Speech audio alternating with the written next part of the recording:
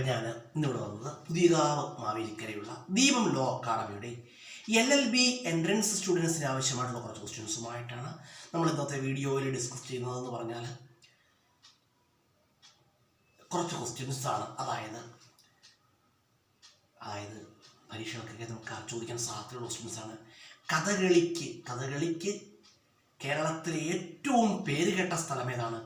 കേരളത്തിലെ ഏറ്റവും പേരുകേട്ട സ്ഥലം കൊട്ടാരക്കരയാണ്. കൊല്ലം ജില്ല, കൊല്ലമാണ്. കഥകളിക്ക് കേരളത്തിലെ ഏറ്റവും പേരുകേട്ട സ്ഥലം കൊല്ലമാണ്.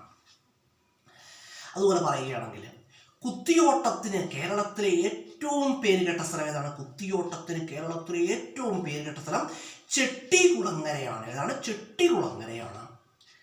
അതുപോലെ വേലകളിക്ക് കേരളത്തിലെ ഏറ്റവും പേരുകേട്ട സ്ഥലം എവിടെയാണ്? വേലകളി അമ്പലപ്പുഴയാണ്. എവിടെയാണ്? അമ്പലപ്പുഴയാണ്.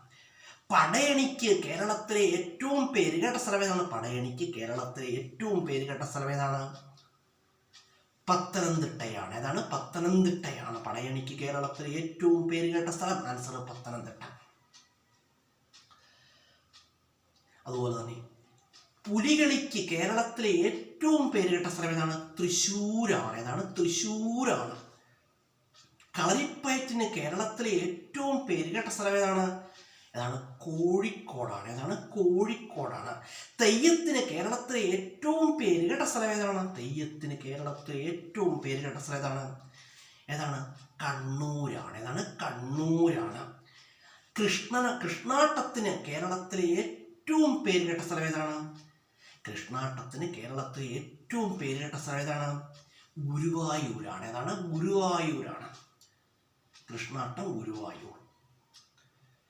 അതുപോലെ തന്നെ അത്തച്ചമയത്തിന് കേരളത്തിലെ ഏറ്റവും പേരുകേട്ട സ്ഥലം ഏതാണ്? തൃപ്പൂണിത്തുറയാണ്. ഏതാണ്? തൃപ്പൂണിത്തുറയാണ്. നേരത്തെ ഒരു വീഡിയോയിൽ നമ്മൾ ബ്രാൻഡ് അംബാസഡറിനെ കുറിച്ച് പറഞ്ഞ ഒരു ക്വസ്റ്റ്യൻസ് ഞാൻ പറയാൻ മറന്നുപോയി കേട്ടോ. അതായത് GSTയുടെ ബ്രാൻഡ് അംബാസഡർ ആരാണ്? അമിതാഭ് ബച്ചനാണ്. ആരാണ്? അമിതാഭ് ബച്ചനാണ്.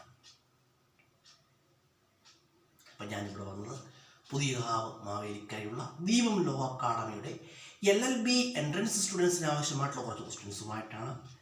അപ്പോൾ ഈ ക്വസ്റ്റ്യൻസ് ഏവർക്കും പ്രയോജനപ്പെടുന്നതാണ്.